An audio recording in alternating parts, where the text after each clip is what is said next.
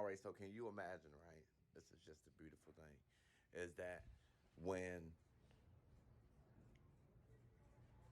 the Most High first introduced himself to David, right? David was just a shepherd boy. He was just out in the fields and he heard the sheep and just a lowly boy.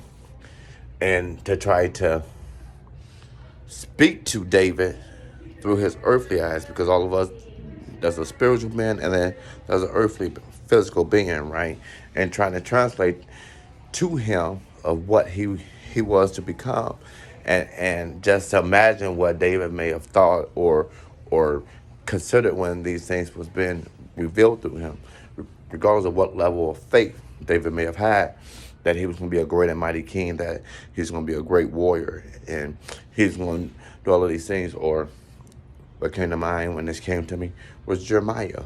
When Jeremiah, it even shows in the word or whatever, about when the Most High came to Jeremiah, and Jeremiah was having that conversation, and he was just basically like pleading his case, like he couldn't believe it about how he was going to travel the world, travel the nations, and speak the word, and do all these things, and he was explaining that to the Most High first and foremost. Like there's many others that's much qualified than me. There's many others that could do what it is that you're asking me to do. I'm not equipped. I'm but a child. I have no knowledge of what it is. And it was said over in Jeremiah 1, chapter 1, where the Most High was like, that's not what I'm asking you. And everything that you need to say, that I'm going to equip you, that is I that is in control. And so even now, I can say, 38, well, in my 30s of just imagining, I see all of these great teachers, I see all of these great prophets, and I can relate to Jeremiah, just all of these things, right? And the enemy attempt to convince you that, how dare you, you know what I mean? When I look at that bloodline of all disbelievers, of alcoholism, of drug use, of home wreckers, of whoremongers, all of these things that I dare for you to break from the fold. But the reality is that as I come to discover, they still had great things that was within them.